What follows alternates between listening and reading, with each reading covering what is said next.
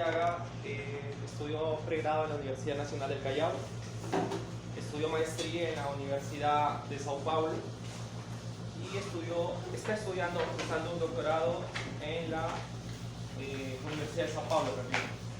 Él ha desarrollado en supercuerdas y en física de partículas y ahora nos va a presentar un tema que es el titulado Cuento de vanidad, el modelo estándar. Adelante, profesor Martín Arteaga. Muchas gracias. Primero que nada, muchas gracias por la invitación. La verdad es que llegó bastante como anillo al dedo. Estaba queriendo hacer algunas cosas por acá. Así que, bueno, primero, lo del nombre se me ocurrió casi por cercanías de Navidad. Entonces, lo del nombre viene muy en juego con el cuento de Dickens, la historia de un cuento de Navidad. Y viene en alusión también a que esto, a lo que llamamos el modelo estándar, que es de lo que voy a hablar.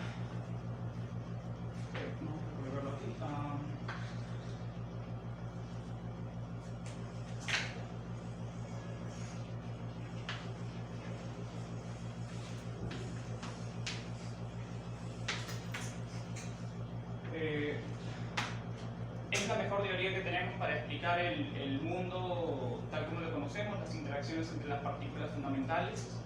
Hay que distinguir acá, a veces se habla del modelo estándar cosmológico, ¿sí? Que esto es conocido como lambda CDM, lambda por la constante dentro de las ecuaciones o de la teoría de la relatividad general de Einstein, y CDM es por Cold-Dark Matter, ¿sí? A eso se le conoce también como modelo estándar dentro de la cosmología, pero de lo que yo quiero hablar es, o lo que nos interesa en este caso, es dentro de la física de partículas.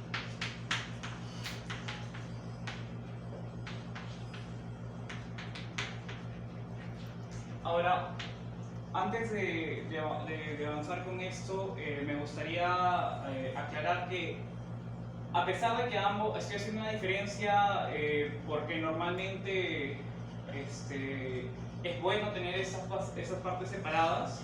La verdad es que cuando se trabaja tanto el modelo cosmológico padrón que tenemos como los resultados de física de partículas, ambos juegan y no puedes estar aislado de ninguno de ellos. Especialmente en lo que yo estoy trabajando ahora, que es construcción de modelos o model building.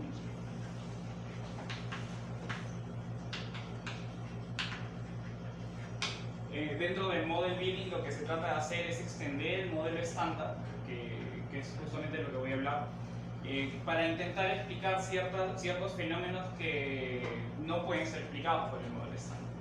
Y dentro de este model building a veces uno necesita insertar nuevas simetrías o a veces otras partículas o alguna otra cosa que no sea tan barroca, ¿ya? Y eso afecta de forma natural los modelos cosmológicos. Entonces, no hay mucho problema si afecta tal vez a escala o en un tiempo futuro, ¿no? Si es el presente en un tiempo para este futuro, aquí no hay mucho problema. El problema es cuando es que inevitablemente lo que modeles aquí va a afectar también la historia pasada. ¿Y cómo describes esto? Entonces, si insertas partículas, por ejemplo, puedes modificar la densidad de energía al comienzo del universo, en los primordios. Y esa densidad afecta la expansión del universo, afecta formación de estructuras, afecta un montón de cosas, ¿ya? Entonces, estos dos modelos, que son llamados modelos estándares dentro de cada lado, ambos van a jugar uno con el otro. Ahora, yo me voy a enfocar en este de aquí, que es el de física de partículas. Dentro de este modelo, como ya algunos de ustedes habrán visto, este está basado en los grupos de Gauge.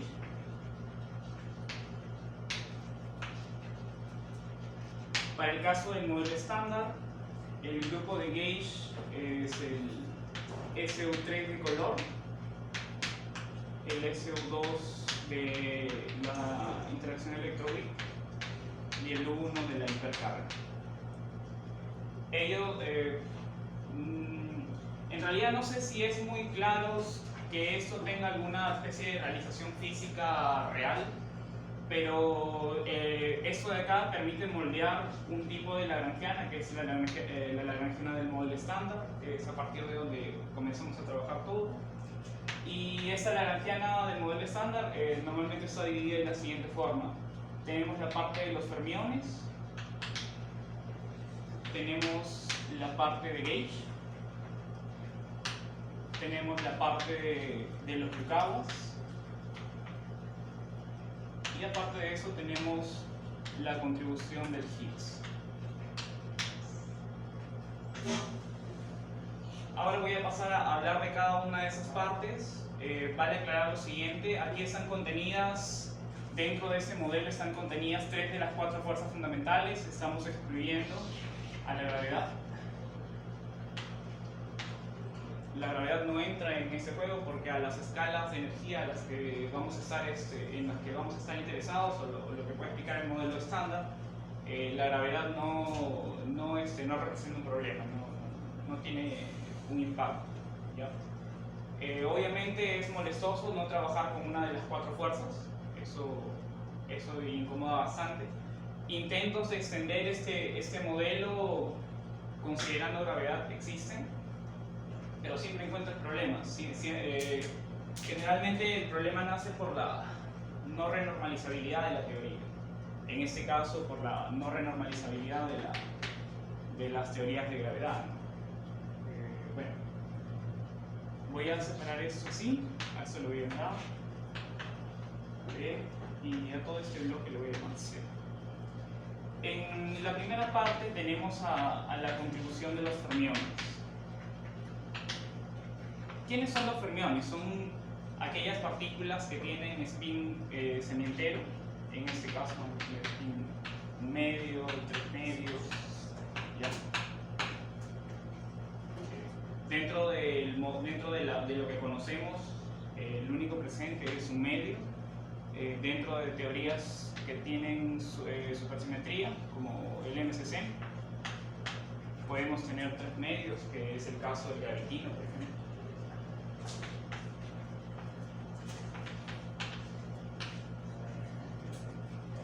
Pero nosotros estamos interesados en lo siguiente: esta lagrangiana de los fermiones se puede escribir de la siguiente forma.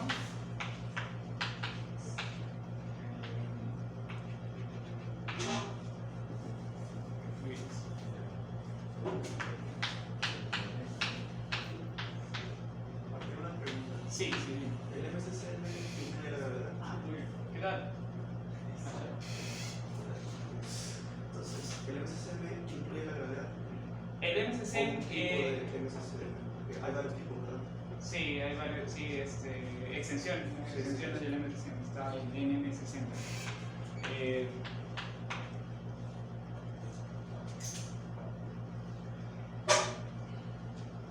El MCC no incluye la gravedad.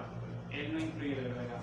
El NMCC también no, pero SUS inevitablemente por la formación de los multipletos, si vas extendiendo el número de supercargas, ahí vas a caer, ¿no? Inevitablemente O sea, dices que si agrego la supersimetría en algún punto tengo que considerar la gravedad. Sí, en algún punto se tendría. El principal problema con MCCM es que, según los datos, bueno, al menos MCCM está prácticamente escapado. Tal vez una de las variaciones puede ser que sí, puede ser que sí siga sobreviviendo, pero cuando ven los plots donde están los datos de las colisiones, el espacio en el espacio de parámetros que es permitido para el MCCM es demasiado pequeño. Inevitablemente introduce ya tipos de fine tuning que es justamente por lo que se quiere evitar cuando se construye el MCCM. Entonces, bueno, volviendo a esto, estos fermiones de acá, esos fermiones para nosotros van a ser los siguientes. En este caso tenemos pues al electrón, al muón, al tau, al neutrino del electrón, al neutrino del muón, al neutrino del tau. Y aparte de eso también tenemos a los que son los quarks, que va a ser el alfa, Vamos a aprovechar el stretch, top y el bottom. Como pueden darse cuenta aquí, hay 6 de ellos en cada uno, ¿sí? A eso,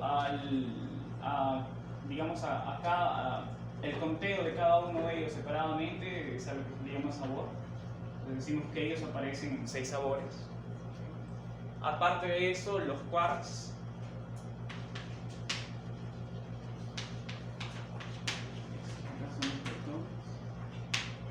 aparecen en 3 colores que son identificados justamente con este grupo, el grupo de gauge de color. Ahora, esto de acá es súper importante porque en el momento en que se usa, por ejemplo, las técnicas de renormalización para intentar ver el impacto de esas partículas cuando empiezas a correr el coupling de los gluones en este caso, empiezas a ver que lo que llaman la función beta, que es básicamente cómo corre ese coupling, empiezas a ver que esto es una función del número de sabores, de flavors, y el número de color. Y que para esos valores, que son los valores que experimentalmente se encuentran, esto de acá es negativo. Lo que involucra dos procesos que han sido observados. Uno es el de libertad asintótica.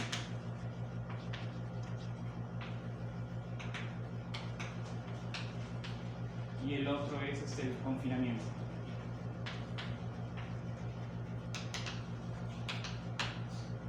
En este caso, libertad asintótica, básicamente lo que involucra es que en cuanto a mayores, si vas a una mayor energía, lo que involucra ir hacia una escala más pequeña, esto de acá tiende hacia cero, es decir, que las partículas que interaccionan a través de los gluones en este caso, tenemos esos dos que están interaccionando a través del intercambio de gluones. Ellos cuando empiezan a acercarse más, que en principio deberían, la intuición diría que ellos deberían interaccionar con más fuerza porque están más cerca, lo que ocurre es al contrario, ellos dejan de sentirse, se comportan como si fueran libres. Y por el contrario, cuando intentas separarlos, ellos no se dejan, empiezan el acoplamiento empieza a hacerse mucho más fuerte. Eso los confina. Existe algún punto obviamente de quiebre, ¿no? Pero el problema o lo que ocurre es que, por ejemplo, cuando intentas separarlo, al final no puedes tener estos aislados porque en medio empieza a crearse otro par de partículas, en este caso de quarks. Al final nunca los ves separados y eso es a lo que se le conoce como confinamiento. Bueno, entonces eso de acá básicamente es el zoológico de partículas de los fermiones que están incluidos dentro de esta parte. En la parte de gauge, solo para aclarar. Sí. Eso que has explicado ahora es para el G de ese tren, ¿verdad? sí, eso.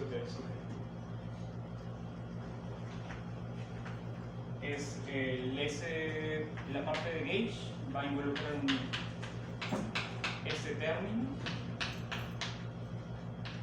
que es bastante conocido de la parte de electrodinámica.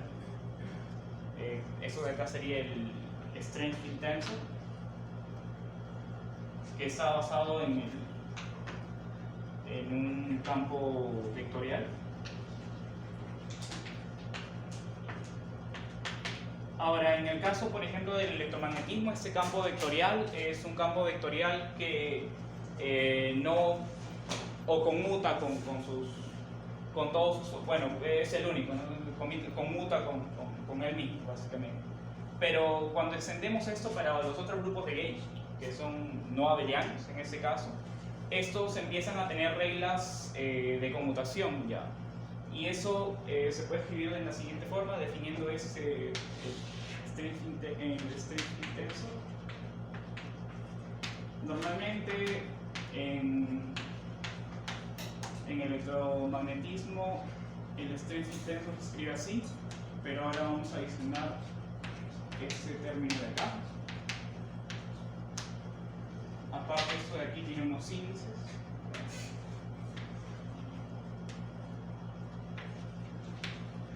Bueno, esos índices aparecen porque fuera del electromagnetismo cada uno de estos empieza a tener muchos más generadores. Esos índices son los generadores del grupo, o el número de generadores del grupo.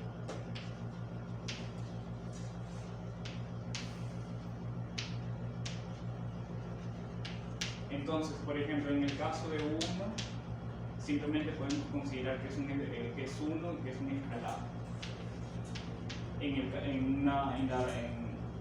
Para el caso de SU2, de electrowheel, en ese caso sí vamos a tener 3 generadores. En el caso de SU3 igual 2, vamos a tener 8. Y eso hace que en cada uno de ellos este término empiece a cobrar más y más relevancia, ¿no? Normalmente esos generadores se usa una representación matricial de esos grupos, ¿no? Y esas representaciones matriciales van a tener bases, y esas bases son construidas a partir de las matrices de Pauli, ¿no?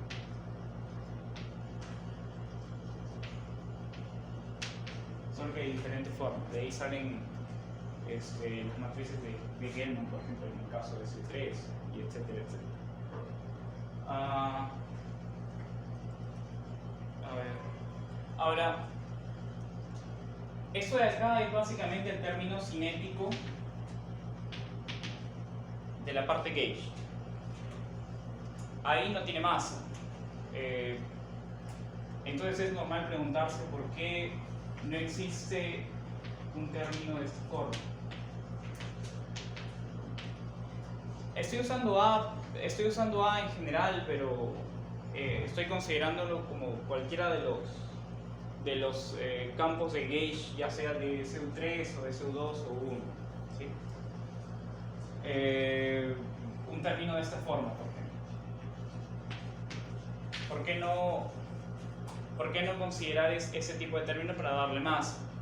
El punto es que cuando se construyen esas teorías, lo que tratamos de hacer prevalecer es que se mantenga esa simetría que es la simetría de gauge a niveles local. Y ese término inevitablemente quiebra eso. Otra forma de verlo. Este término introduce una componente en el propagador de los bosones vectoriales, ¿ya? Que es debido a la masa, que vienen a ser los términos transversales, y ellos tienen un impacto al momento de calcular las cross sections, ¿ya? Y él hace que las secciones de choque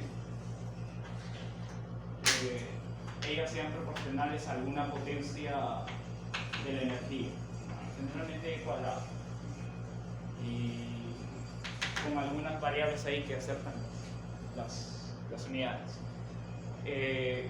Y eso viola la unitariedad. A veces no a escalas tan bajas, a veces a escalas bastante altas, pero en algún punto viola la unitariedad. Y bueno, principalmente eso de ahí, por ejemplo, representa un problema al momento de la construcción del modelo estándar, porque se sabía que los bosones vectoriales debían tener masa. Eso era algo que se podía ver de los experimentos, pero en un momento hasta se descartó el modelo estándar. En el momento de cuando recién se planteó, se pensaba que no era, se dudaba de él, porque justamente requería que sean si le ponías masa, que era lo que se observaba, era no renormalizable. Y si no la ponías, ¿cómo explicabas en este caso que ellos sean solamente de corto alcance?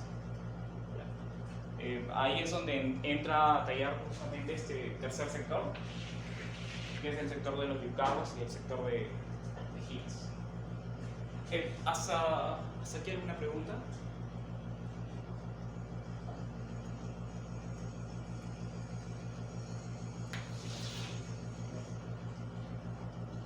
En la tercera parte, que es la que involucra a la parte de los Yukawas,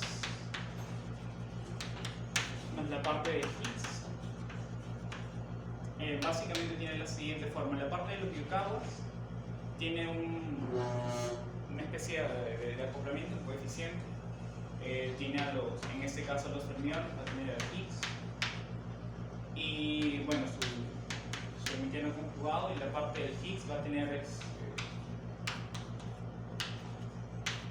su parte cinética y lo que viene siendo el potencial de esta partícula, que es un escalar. El responsable de dar la masa en este caso para todo este juego de lo que son los fermiones, que pertenecen a la primera parte, es este de acá. Por eso es que no escribí la masa en la expresión para los fermiones aquí, pero escribí la derivada covariante contraída. Entonces es justamente porque la masa proviene de esta parte, ¿ya? Ahora, no es simplemente que uno sea, digamos, quisquilloso en querer no poner la masa directamente y colocarla así. Eso tiene implicancias. Si se coloca la masa ahí, tenemos nuevamente problemas de no renormalizabilidad y cosas de ese tipo cuando se evalúa de forma perturbativa. Cuando lo colocamos aquí, de esta forma no. Ahora, eso ahí es... me parece que la única forma de verlo claramente es cuando se calcula, cuando se hacen los cálculos. Y es porque cuando se coloca de esta manera, esto introduce nuevos diagramas que cancelan aquellas divergencias. Y eso es porque se está introduciendo un nuevo campo. Entonces, sí. Yo creo que es también porque si tú intentas construir un término de masa explícitamente, rompes la simetría de Einstein. También sí, es cierto, sí. Sí, es cierto. Entoneso de acá pues eso de acá no aparece simplemente porque querramos colocarlo, ¿no? Eso de ahí es un término esperado. Ahora, este de acá no es un coeficiente global, ese coeficiente es diferente cuando aparece para los leptones y cuando aparece para los quarks. Y mismo dentro de cada uno de ellos es diferente para los electrones, para los muones y para los taus, y para cada uno de esos pares, ¿ya? Ahí hay varias sutilezas cuando se abre esto. En el caso de los leptones uno consigue diagonalizar y hacer que estos coeficientes se vuelvan coeficientes escalares, pero en el caso de los quarks, por ejemplo, no se puede hacer eso. Cuando se intenta hacer eso, lo que aparece acá es una matriz, y esa matriz lo que crea es que haya flavor mixing. Aparecen diagramas que mezclan términos en los quarks que uno esperaría que no se mezclaran, pero se mezclan y son medidos y ellos tienen un impacto. Y ellos explican fenómenos, por ejemplo, como la oscilación de kaones. Cuando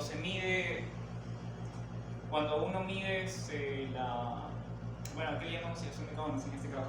El kaon uno lo puede construir a partir de los quarks, ¿ya? Pero uno lo que esperaría es que estas dos, cuando uno calcula procesos involucrando el kaon 0 y su antipartícula, en principio deberían ser lo mismo, pero lo que ocurre, lo que se ve, es que no son lo mismo. Cuando se calcula, por ejemplo, un proceso, qué sé yo, de un scattering que involucre K y qué sé yo, es sigma, el proceso inverso, ¿no? Y la suma. Entonces, en principio eso de acá debería dar 0 si estos de acá son procesos, si no hay ninguna diferencia entre el ida y vuelta, pero lo que se encuentra es que eso de acá no es 0. Entonces hay factores ahí que entran en juego y ellos aparecen justamente por esas sutilezas dentro de la teoría que involucran a lo que se le llama la matriz CKM. Bueno, entonces fuera de eso tenemos esta otra parte que es la parte del sector enteramente del sector de Higgs. Yo lo coloqué estos dos juntos porque porque aquí ya está apareciendo el dupleto de Higgs. Pero el que tiene, digamos, al que nos referimos especialmente cuando hablamos del sector de Higgs es a este par. Ya. Lo voy a colocar así.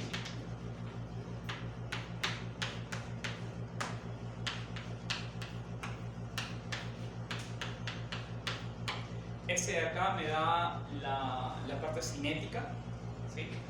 Pero aparte me tiene que dar otro término. ¿Ustedes consiguen ver qué otro término sale de acá? ¿Qué tipo de interacción sale?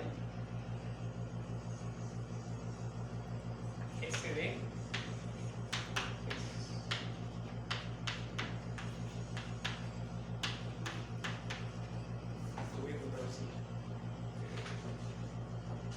Este de acá puede ser cualquiera de esos campos. Puede ser solamente, no, en este caso son cualquiera de estos dos de acá. Entonces, el primer término, que es la derivada parcial, cuando lo colocamos acá, va a dar el cuadrado, ¿cierto? Que sería el término cinético. Pero aparte tenemos este otro, que va a crear un término que va a ser, ¿sí consiguen verlo? Que va a ser 2 veces este H con 2 veces el producto de esos bosones de Gauge, ¿sí? Eso es lo que justamente me introduce nuevos términos. Y esos términos que aparecen ahí son los que van a crear diagramas, que van a cancelar esas divergencias de las que hablé hace un rato. Ahora, esto de acá está escrito de esta forma para conservar justamente esa invariancia de Gauge. Y tenemos esta parte de aquí que es el potencial de Higgs, ¿sí? Que es el responsable, bueno, que al final de cuentas va a ser el responsable de dar la masa tanto para los fermiones como para los bosones de Gauge, ¿ya? Y eso ocurre a través de ese proceso que llaman el spontaneous symmetry breaking, que es cuando se transforma de una especie de parábola hacia un sombrero mexicano. ¿Ya? Voy a hablar sobre eso aquí.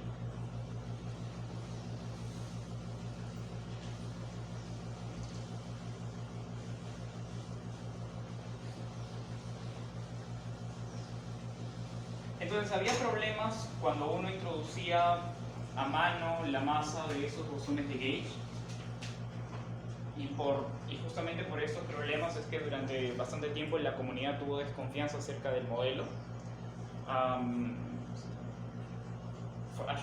Creo que fue Huth que prueba por el comienzo de los 90, me parece, que cuando se introducía el Higgs esa teoría era renormalizable. Es a partir de ahí que se le da mayor validez a lo que es ya el modelo estándar. Y eso ocurre a través de este proceso que es el de symmetry breaking. Y a ver, vamos a escribirlo de esta forma. Estos van a ser parámetros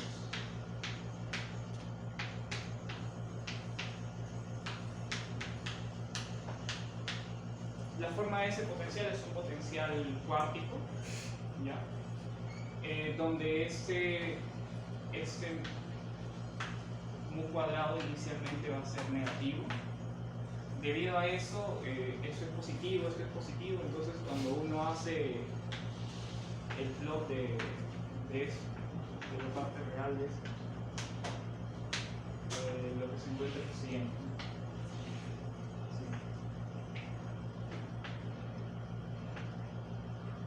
Uno encuentra eso. Entonces, en este caso, el mínimo de este campo escalar ocurre en el cero. El mínimo de este potencial escalar ocurre en ese punto, que es el cero. En el momento en que este mu cuadrado pasa a ser positivo, entonces esto de acá pasa a tener otros dos mínimos, que ya son mínimos globales, y la forma del potencial cambia de esta forma. Ahora los mínimos son estos. Este sigue siendo un extremo, pero no es un mínimo, el mínimo es generado y aparece por ahí. Ese sería un... Como tenemos un valor que es no negativo, que es no cero para este valor de Higgs, ¿ya? Y existen, ¿no?, perturbaciones alrededor de ese mínimo. Entonces eso de acá genera... primero, eso de acá va a generar que haya un valor no cero para su mínimo, lo que va a tener un impacto directo, por ejemplo, acá, porque al momento de tomar ese valor, que es un valor no cero, esto se va a volver una constante, se va a multiplicar por xi, y lo que va a salir de acá es un término de esta forma. Lo que pasa con la parte de... Básicamente esto se vuelve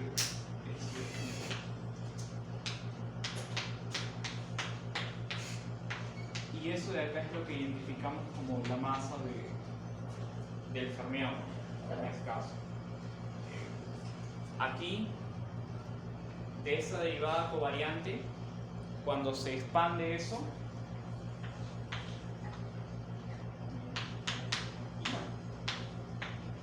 esto de aquí va a contener alguna cosa con algún factor acá, debe ser g cuadrado.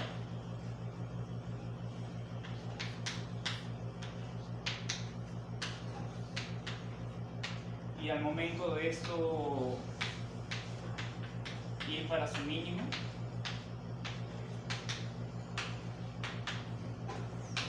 genera este factor que actúa como la masa de esa partícula que viene siendo el bosón vectorial.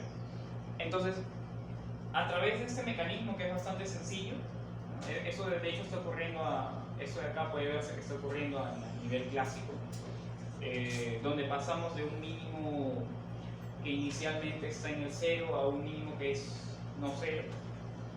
Se puede obtener la masa de todas estas partículas sin quebrar la simetría de Gauge a nivel bueno, esto básicamente es lo que se conoce como espontáneo symmetry grating o quiebre espontánea de simetría.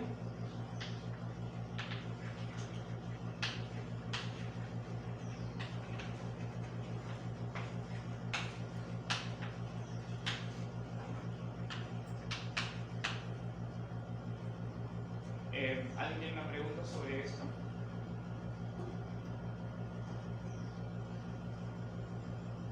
Ya habían visto ese tipo de... Ya habían visto ese mecanismo. Bueno, he escuchado, sí, por lo menos supongo que ya habían escuchado, ¿cierto? ¿Lo habían visto?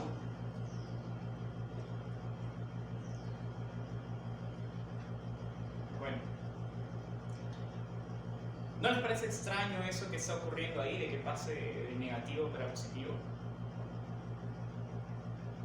Porque eso básicamente lo he introducido a mano ahí, ¿no? He dicho, cuando no está quebrado el mu cuadrado es negativo y cuando está quebrado el mu cuadrado es mayor que cero.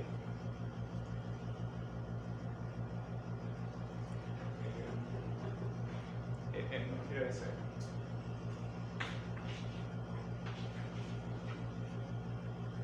Aquí lo estoy pasando a mano. Eso de ahí causa bastante suspicacia, ¿no? La forma a nivel del modelo estándar, solamente considerando el modelo estándar, la forma correcta de hacer, o sea, para esquematizar el proceso de quiebre espontánea de simetría, pues se hace normalmente eso. En los cursos también de teoría cuántica de campos se usa eso. Pero formalmente lo que se hace es que uno introduce efectos térmicos en la teoría. Cuando se introducen efectos térmicos, aparecen términos que provienen de un tipo de contribución al potencial que vienen ya por adición de los luz, que es de esta forma. Alguna cosa que depende de la temperatura. Depende de la temperatura cada. Esto entra justamente a modificar esa parte. lo que aparece ahí en el término del potencial es una cosa así. Sobre 2 más alfa t cuadrado h cuadrado. Entonces ahí, dependiendo de a qué temperatura está o estábamos, ¿sí? Eso de ahí puede pasar de un signo para otro. Entonces normalmente esto de acá ya se introduce como efectos térmicos en la teoría. ¿Alguna pregunta ahí? Disculpe, ¿estás haciendo teoría cuántica de campos de equilibrio para introducir técnico o cómo te parece ese tema? ¿Cómo aparece? Normalmente lo que se hace es que se introduce las contribuciones del potencial de Coleman-Weinberg, ¿sí? ¿Ya? Que son los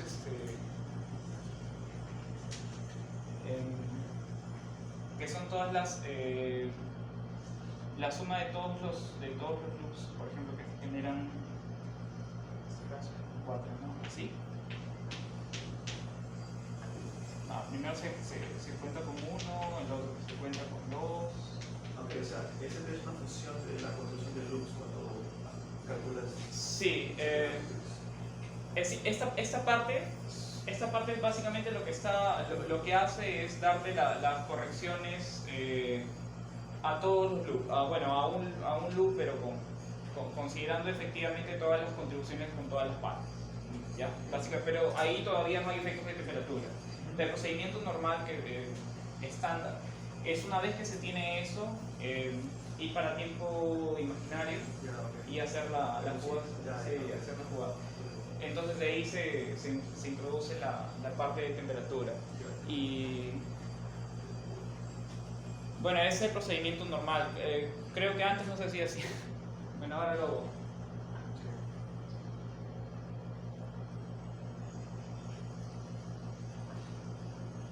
Buena pregunta.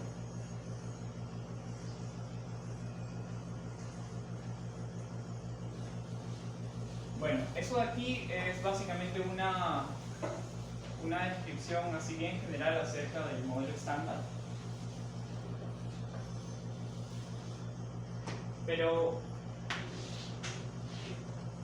el modelo estándar no lo sacamos de debajo de la manga así como así. No es que alguien llegó y dijo, tiene que ser SU3, SU2, SU1 y funcionó y ya, fue un trabajo paulatino. Y dentro de esos trabajos paulatinos hubo dos que marcaron, digamos, el rumbo básicamente de cómo se construyó. Uno de ellos partió de la teoría de Isospin, en el que se considera un global SU2.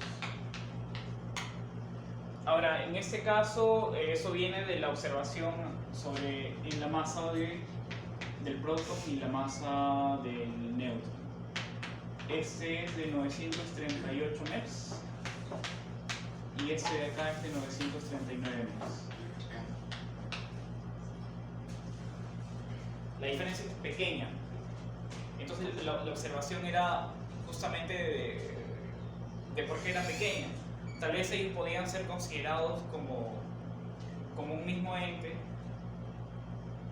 Lo que los hacía diferenciarse era la carga eléctrica. Entonces tal vez si tú aislabas la carga eléctrica, si aislabas los efectos electromagnéticos, entonces tal vez ellos se comportaban como si fuera una misma partícula. Así nació esa idea. Entonces se consideró un multipleto en el que el protón y el neutrón formaban ese par, ¿ya?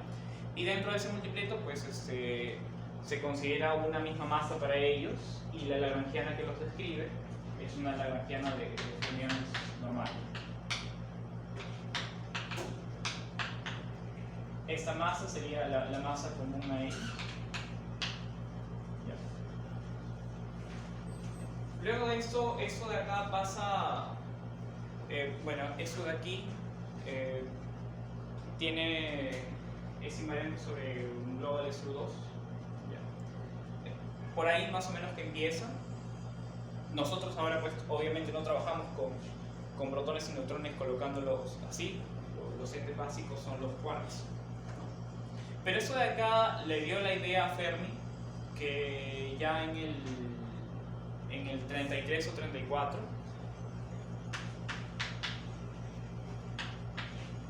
es decir, esta interacción puntual entre hadrones, en este caso, él estaba interesado en un tipo de proceso que era cuando se convertía en un neutrón, decaía en protón, en un electrón y un antineutrino. A este proceso se le conoce como el decaimiento beta.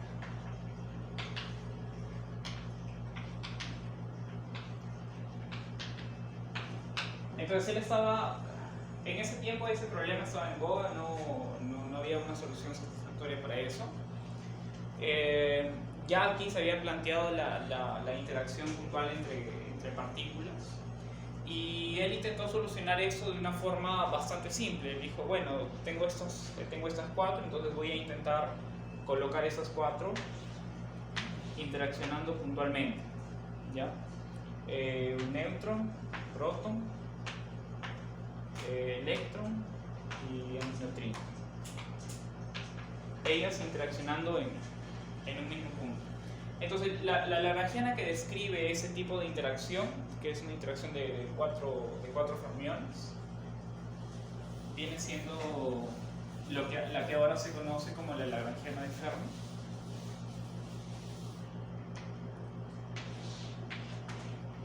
Esta lagrangiana de Fermi tiene la siguiente forma, bueno, para eso tiene la siguiente forma, P. Esto de acá es una estructura de Lorentz. Esta es un electrón. Otra estructura de Lorentz. Aquí es. Y acá va. El range 2 es histórica, ya es más por razones históricas que se introducido. A todo esto se lo consideró como una constante. Esa constante se le conoce como la constante de Fermi.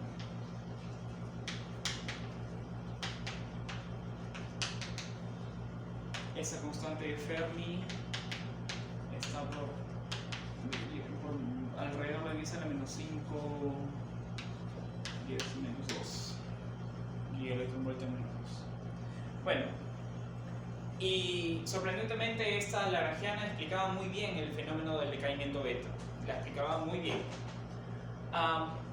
Pero eso tiene un problema y es lo siguiente. Si consideramos de esto no está muy lejos, por ejemplo, llegar a lo siguiente, llegar a un tipo de lagrangiana de este tipo.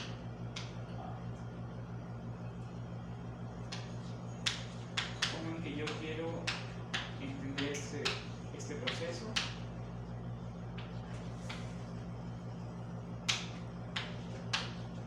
¿Ya? Que es solamente de leptones.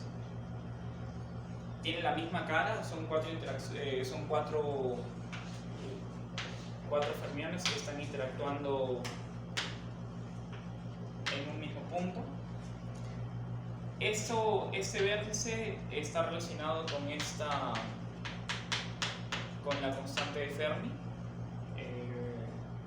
y la cross section,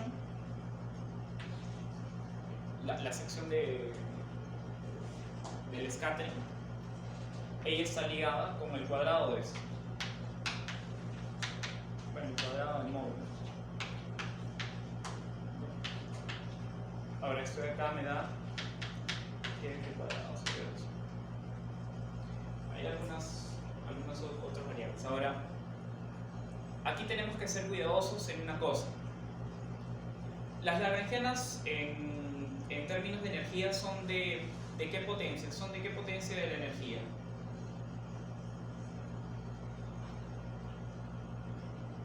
La acción en teoría de campos es de orden.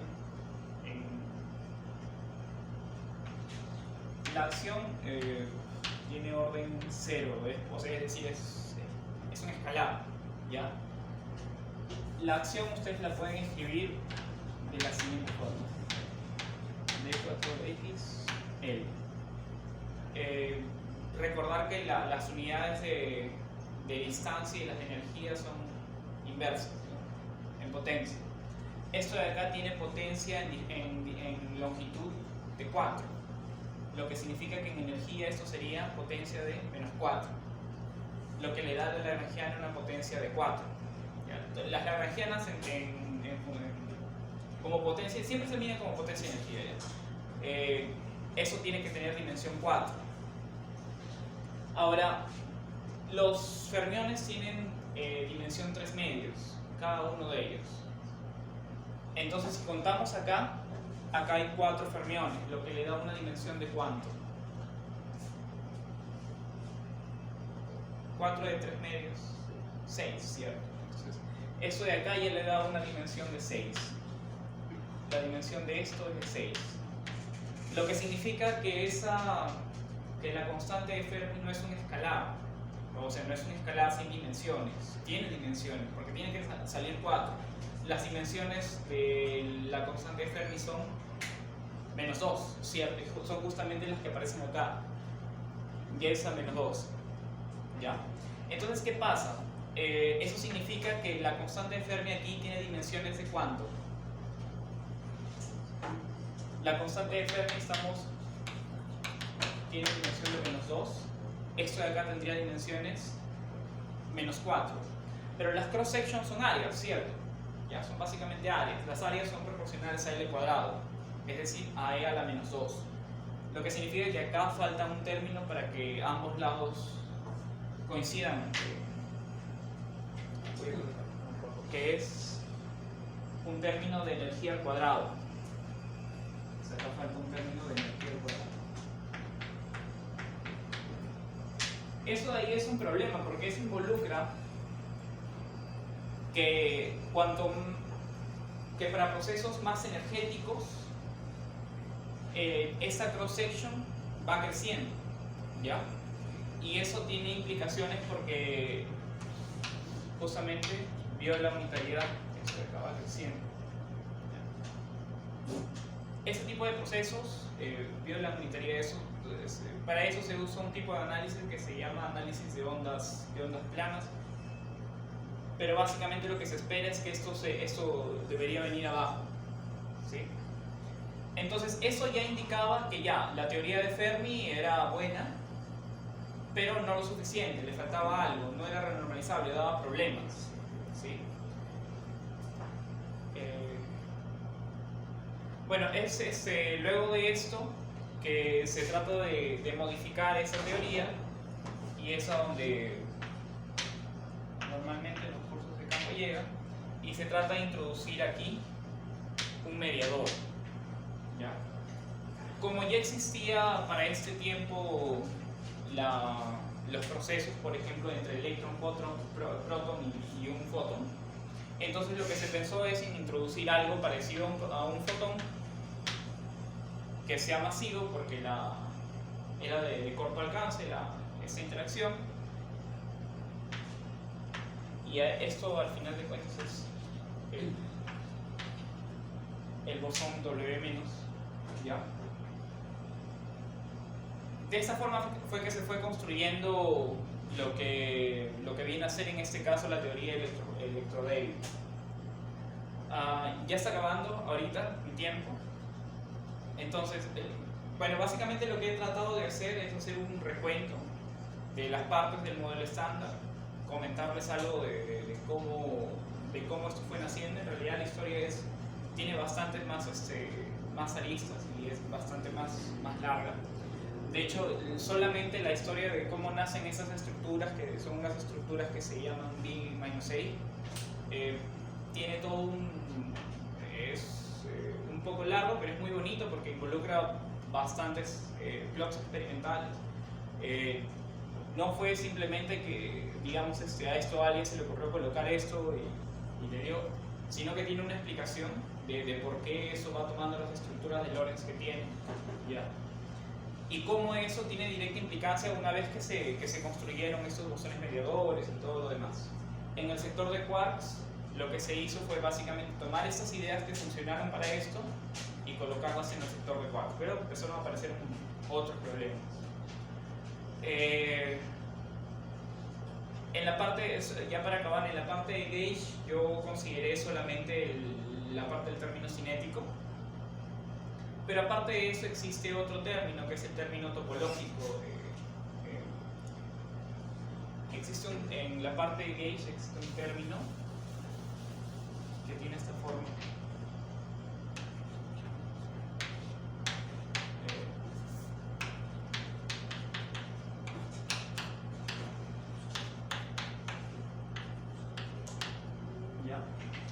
Ese término en el sector de quarks es un problema, ¿ya? De hecho todavía no ha sido descartado. Esto de acá es en realidad un parámetro, en este caso es un parámetro, pero este parámetro tiene directa implicancia porque él modifica el momento del dipolo del neutrón, ¿ya? Y esto le da a que este alfa tiene que ser menor que 10 a la menos 10, me parece, ¿ya? El problema es cómo explicas que esto de acá o es 0 o es tan pequeño. Eso también, bueno, hasta ahora no sabemos por qué. Ese término en principio dentro de la cromodinámica no está prohibido, pero no se han visto fenómenos que lo validen hasta ahora. Entonces, si es 0, también, que puede ser el caso porque es muy pequeño, ¿por qué es 0 también? No se sabe, ¿ya? Una forma de solucionar esto es a través de un tipo de teoría que es la teoría de Peccei-Quinn, y a partir de esa teoría con nuevas modificaciones hace unos 3 años salió el mecanismo de relación cosmológico, el cual trata de resolver un problema que también está presente y que viene a tratar con el Higgs directamente. Cuando empiezan, dentro del mismo modelo estándar, cuando empiezan a calcular las contribuciones de los loops para el Higgs, su masa empieza a tener un problema, porque las correcciones que se hacen a nivel de loops, ellas empiezan a sumar nada más, y tienes que controlarlo con valores numéricos. Cuando se usa ligeramente una variación de ese mecanismo de Peccei-Quinn, aquí es que se consigue solucionar ese problema. Creo que ya acabó mi tiempo. Muchas gracias.